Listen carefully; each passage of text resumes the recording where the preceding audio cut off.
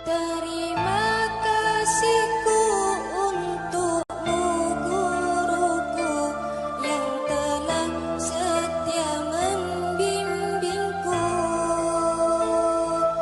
Maafkanlah aku yang tak pernah mampu membalas semua jasa-jasamu. Baik hadirin sekalian, selanjutnya akan kami sajikan teater pelajar yang akan menyampaikan sejarah bangkitnya Nahdlatul Ulama dan bangkitnya Indonesia. Kepada semua pemeran dipersilahkan.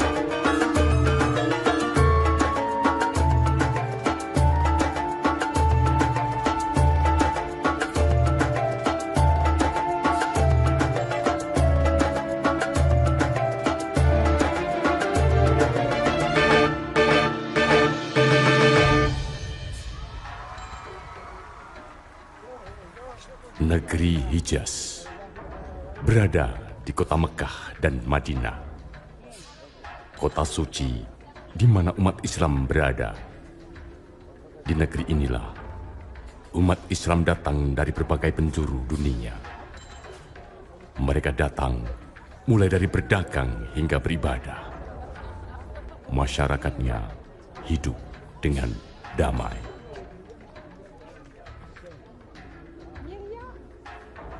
Assalamualaikum. Waalaikumsalam.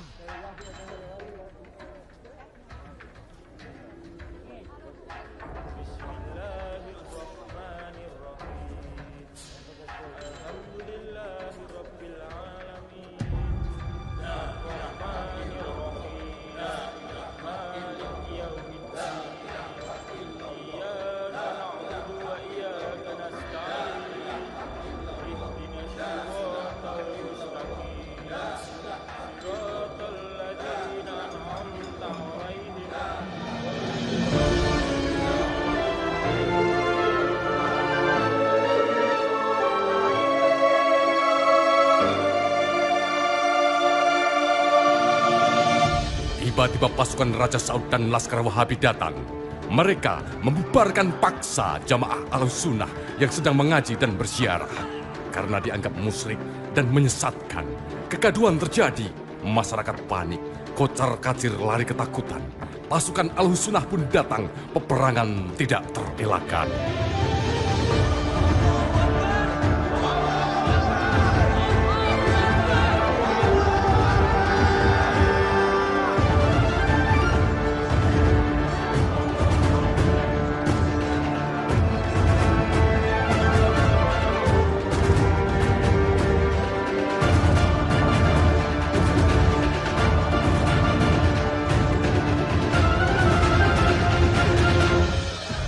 Peperangan menjadi tidak seimbang. Senapan pasukan Wahabi dibantu oleh Inggris dan Perancis membuat korban semakin banyak berjatuhan. Pasukan Ahlus Sunnah kalah karena banyak korban yang meninggal.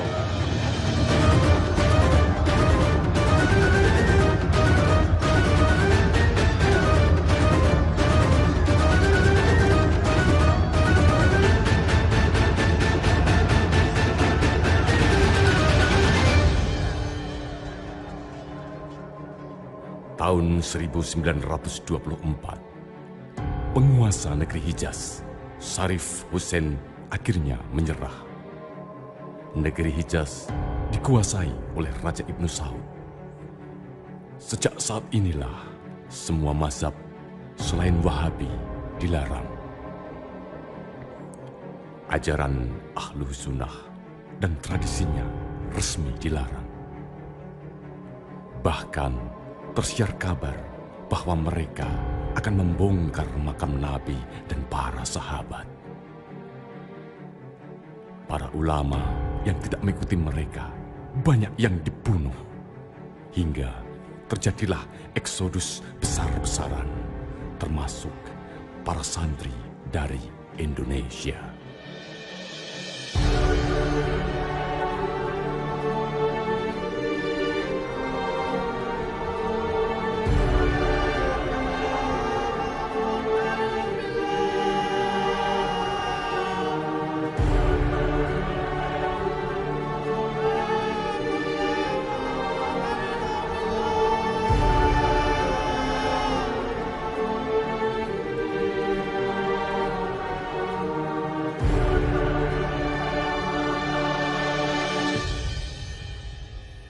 Di tanah air, melihat kondisi yang sangat memprihatinkan bagi kondisi umat Islam pada waktu itu, para kiai sepuh bertemu untuk mencari solusi penyelamatan ajaran Ahlus Sunnah wal Jamaah. Atas restu Mbah Hasyim Asy'ari, Mbah Wahab Hasbullah membentuk Komite Hijaz untuk merumuskan 5 poin kesepakatan untuk Raja Ibnu Saud. Setelah 5 poin kesepakatan disusun, Mbah Wahab beserta perwakilan Komite Hijaz pergi menemui Raja Ibnu Saud. Namun, kesepakatan ditolak karena dianggap tidak memiliki kekuatan untuk mewakili aspirasi umat Islam saat itu.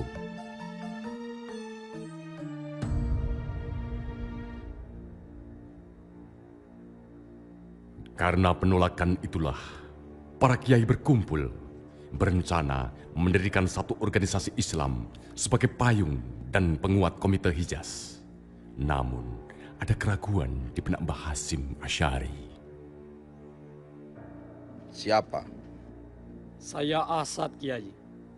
Saya disuruh Kiai Khalil untuk mengantar tongkat.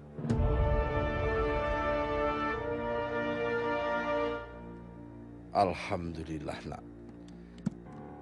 Saya ingin mendirikan Jam'iyah Ulama. Saya teruskan kalau begini. Tongkat ini adalah tongkat Nabi Musa yang diberikan Kiai Khalil kepada saya. Kemudian Mbah Hasyim melakukan tirakat, berzikir dan berdoa kepada Allah Subhanahu wa Ta'ala, meminta diberi kemantapan hati.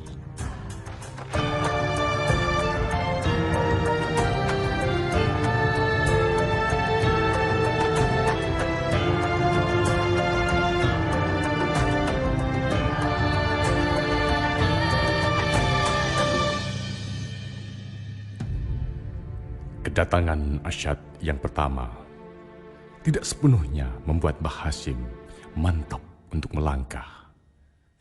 Dalam lubuk hatinya ingin bertemu dengan gurunya, Mbah Kholil Bangkalan. Namun, Mbah Kholil terlebih dahulu sudah mengetahui kegelisahan Mbah Hasim, sehingga beliau mengutus Asyad untuk kedua kalinya. Asyad, kemarilah. Antarkan tasbih ini kepada Hasim. Ya, Kiai. Ya Jabar, ya Jabar, ya Jabar. Ya Qahar, ya Qahar, ya Qahar. Ya Jabar, ya Jabar, ya Jabar. Ya Qahar, ya Qahar.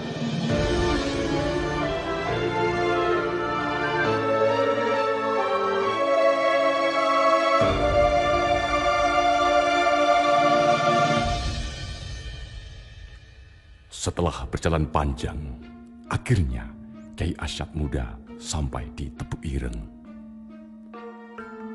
Apa itu?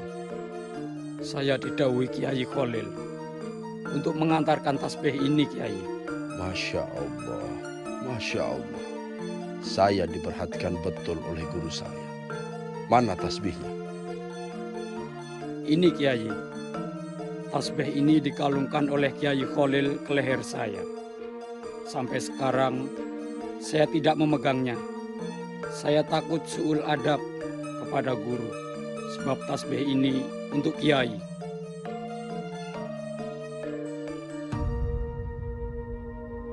Ya Jabar, ya Jabar, ya Jabar.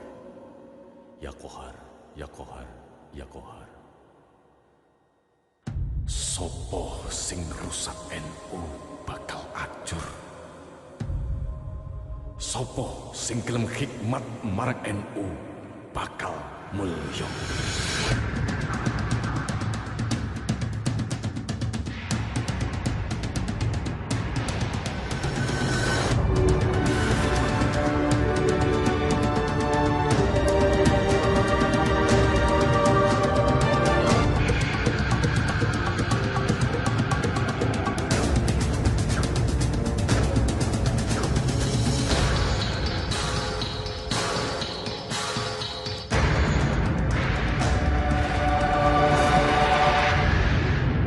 Akhirnya, pada tanggal 16 Rojab 1344 Hijriah, para ulama resmi mendirikan organisasi Islam dan diberi nama Nahdlatul Ulama yang berarti kebangkitan ulama.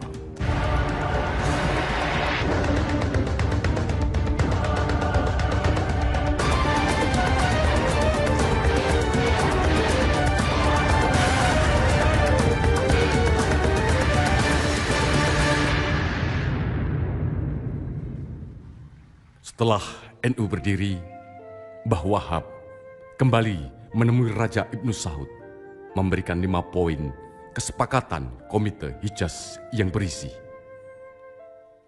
1. Meminta kepada Raja Ibnu Saud untuk tetap melakukan kebebasan bermazhab 4. Hanafi, Maliki, Syafi'i, dan Hambali. 2. Memohon tetap diramaikan tempat-tempat bersejarah karena tempat tersebut diwakafkan untuk masjid seperti tempat kelahiran Siti Fatimah, bangunan Kaizuran, dan lain-lain.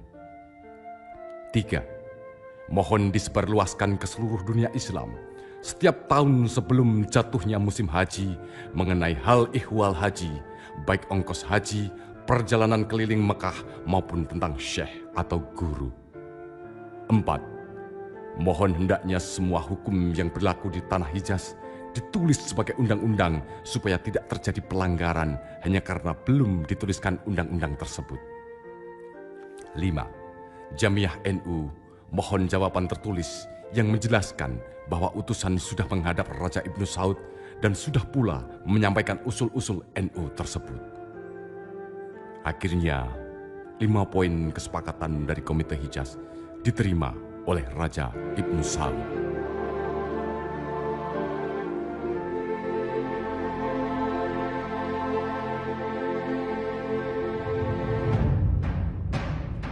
(1928) Perjuangan melawan penjajah di Indonesia masih terus berlanjut. Penjajah belum dikalahkan karena belum adanya persatuan. Akhirnya, para tokoh berkumpul mengadakan ikrar Sumpah Pemuda untuk menyatukan Indonesia.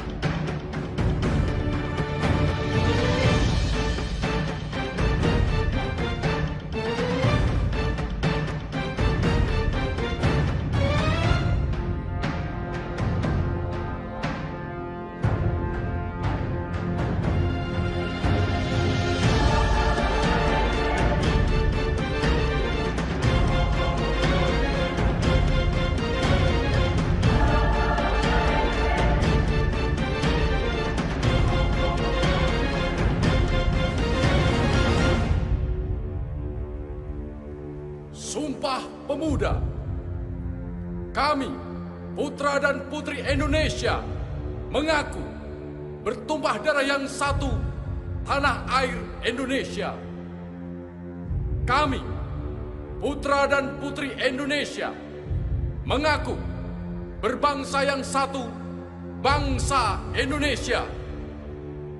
Kami, putra dan putri Indonesia, menjunjung bahasa persatuan, bahasa Indonesia.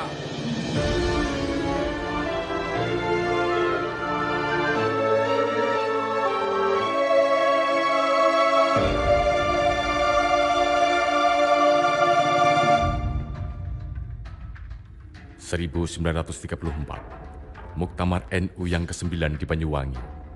ANO sebagai wadah para pemuda NU dirubah namanya menjadi Ansor oleh Kiai Wahab Hasbullah.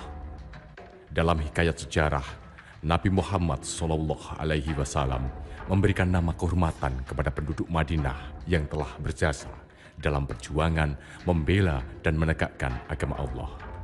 Dan disepakati bahwa tanggal 24 April 1934 adalah hari lahirnya Ansor yang saat ini bernama Gerakan Pemuda Ansor.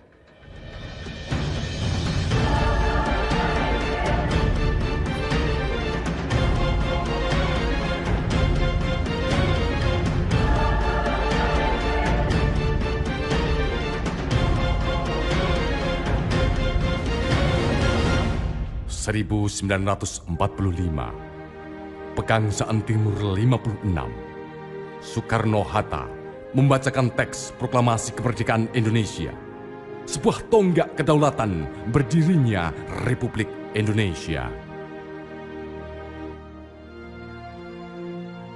Proklamasi. Kami, bangsa Indonesia, dengan ini menyatakan kemerdekaan Indonesia. Hal-hal yang mengenai pemindahan kekuasaan dan lain-lain diselenggarakan dengan cara saksama dan dalam tempo yang sesingkat-singkatnya. Jakarta, 17 Agustus 1945, atas nama bangsa Indonesia, Soekarno-Hatta.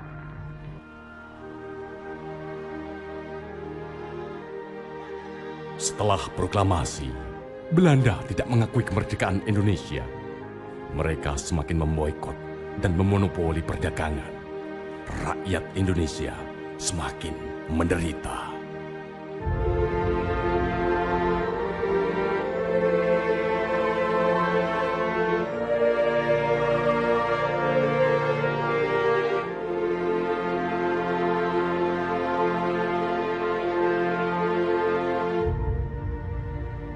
Belanda semakin merajalela, rakyat semakin menderita. Saran saya pun, mintalah fatwa kepada Kiai Hashim. Baik, Jenderal. Saya setuju.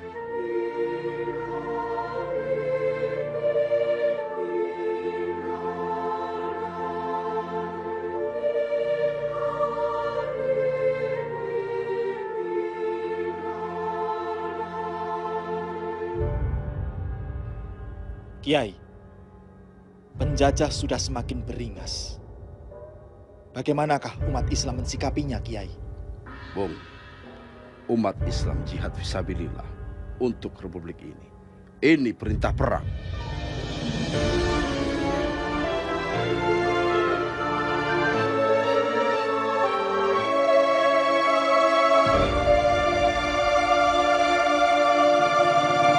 Setelah kepulangan Bung Karno, Kiai Hasyim Asy'ari mengumpulkan para santri dan mengeluarkan fatwa resolusi jihad.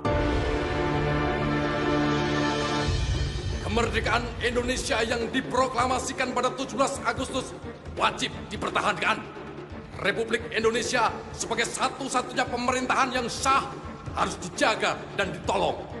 Musuh Republik Indonesia yaitu Belanda yang kembali ke Indonesia dengan bantuan sekutu Inggris pasti akan menggunakan cara-cara politik dan militer untuk menjajah kembali Indonesia.